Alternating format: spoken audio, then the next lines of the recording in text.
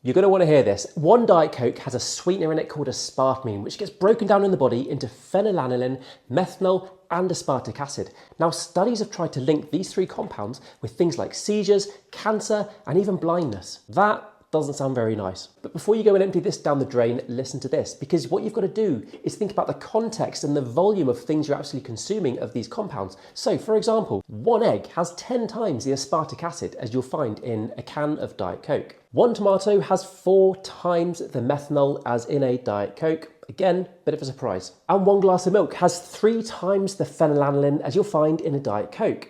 So you can see that yes, some of these compounds in here are not the best for your health, but you've got to remember, in massive volumes and quantities, they're not good for your health. In the tiny quantities that you're going to find them in here, they're really not a problem. So am I telling you that Diet Coke is a health food? Well, no, you'd be better off not drinking it. However, if drinking this meant that you switched out a full fat version, full sugar version, or maybe you didn't eat a pack of sweets or some crisps because you had a Diet Coke instead, 0 calories, 0 sugar, then as a result, your calorie surplus will be reduced. You might even put yourself into a calorie deficit. If this helps you lose weight, then in my opinion, it's a health food because you've lost weight, your health has improved, and it was because you had Diet Coke. So yes, of course, I'm definitely telling you that water is a better option than Diet Coke if you can have that. But sometimes we all want that bit of sweetness, we start craving, and a Diet Coke can be a fantastic option to get rid of that craving, feel like you're having something sweet, but having 0 calories, 0 sugar, and maybe even losing a bit more body fat.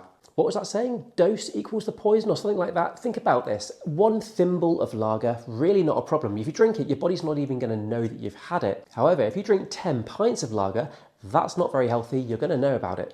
You do that every single day for a year, you're going to be in real trouble. So of course, it's not the specific thing you're consuming, it's the volume of the thing you're consuming. Again, another example, having food in general is fine. Overconsumption of any food is going to make you gain weight, which is going to reduce your life expectancy. It's going to increase the amount of disease and problems that you encounter. So of course, it comes down to the dose, which is the specific thing that we need to be talking about.